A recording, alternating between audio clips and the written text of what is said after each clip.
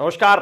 बिकाऊ, गोदी, चाटुकार, दलाल, ये शब्द किसी गुस्से में भड़के व्यक्ति के नहीं, ये शब्द आज की भारतीय जनता के होठों पर थूक की तरह चिपके हुए सच है। वो जनता जो कभी मीडिया को आईना कहती थी, अब उसी मीडिया को जूते की नोक पर रखकर चल रही है।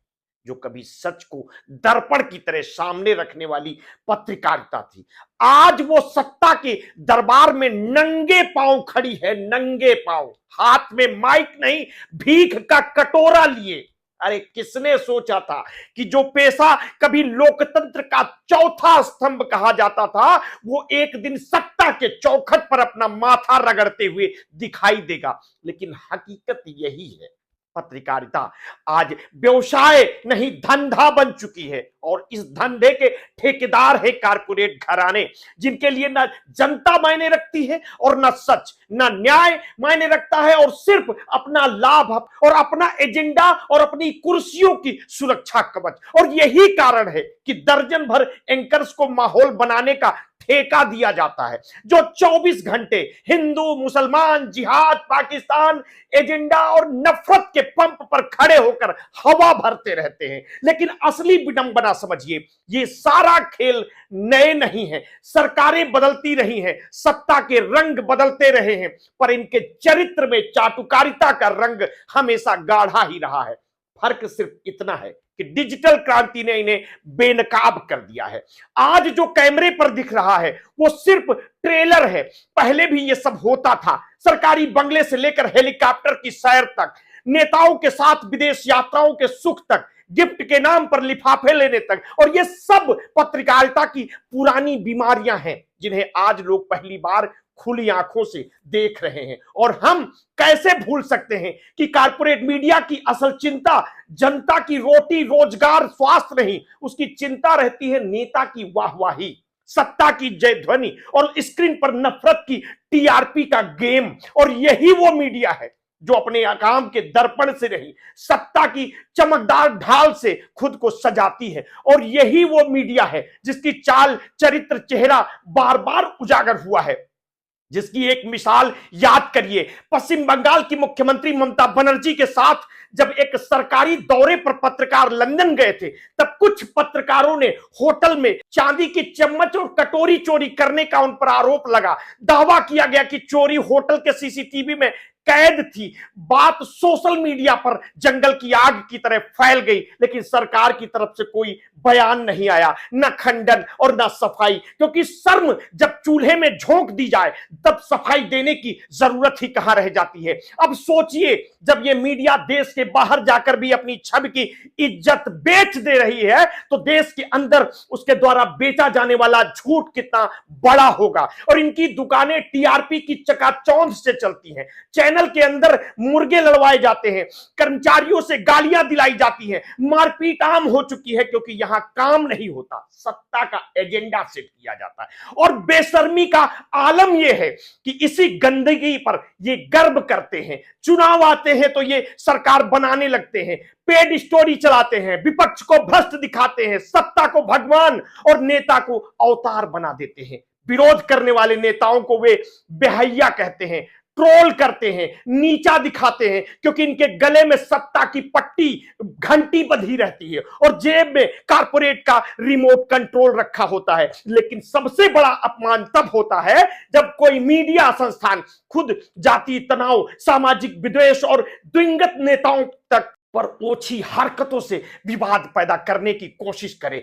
आज जैसे इंडिया टुडे ने किया, मुलायम सिंह यादव जैसे द्विंगत नेता को लेकर एक ऐसा विवाद गढ़ा कि समाज का ताना बाना ही चोटिल हो गया। और ये सिर्फ गैर जिम्मेदारी नहीं, ये चाटुकारिता का चरण बंधन है, चरम है। सवाल ये नहीं है कि मीडिया की गिर क्यों रहा है, सवाल ये है कि ये गिरने की हद कब रुकेगी।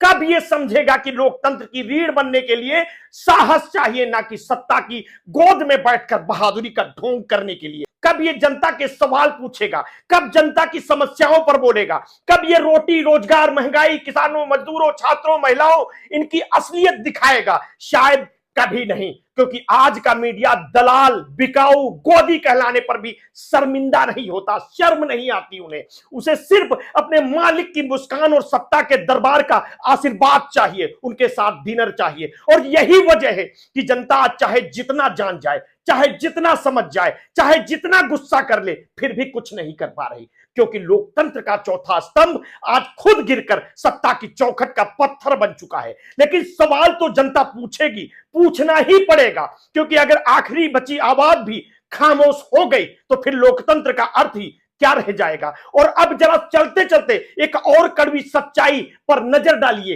इन कारपोरेट मीडिया घरानों में जो मैनेजर बैठाए जाते हैं वे कौन होते हैं, थोड़ा आप भी पता कर लीजिएगा। उनका असली काम क्या होता है? क्या ये पत्रकारिता की आत्मा को बचाने आते हैं, या न्यूज रूम में सत्ता और संगठन के एजेंडे को लागू करने के लिए तैनात किए जाते हैं? जरा पता करके देखिएगा।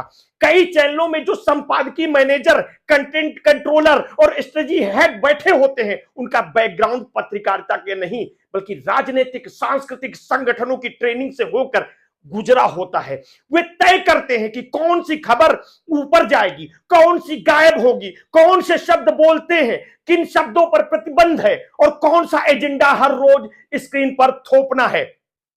अखबारों और चैनलों में आरएसएस से आने वाली खबरों को किस तरह से चमकदार तरीके से परोसा जाता है, इस पर भी एक बार आप गौर कीजिएगा। मामूली गतिविधियों को भी आप राष्ट्रभक्ति का महान पर्व बना दिया जाता है, जबकि विपक्ष की किसी भी बात पर शक, हमला, आरोप, ये तीन शब्द थोप दिए जाते हैं। सवाल है कि ये खेल कौन खेलता है? रिपोर्टर, एंकर नहीं, असली खेल तो वही मैनेजर खेलते हैं जिनकी नियुक्ति कारपोरेट सत्ता की संयुक्त प्रयोगशाला में होती है। और फिर इन्हीं मैनेजरों का काम होता है कि विपक्ष को निशाने पर लाना है, ताकि जनता महंगाई, बेरोजगारी, अस्पताल, स्कूल, खेती, पानी, बिजली जैसे मुद्दे से भटकी रहे।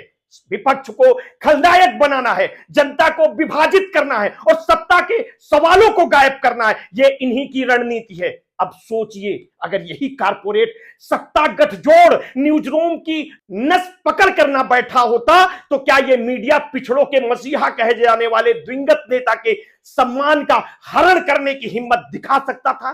क्या इंडिया टुडे ऐसा दुस्साहस करता?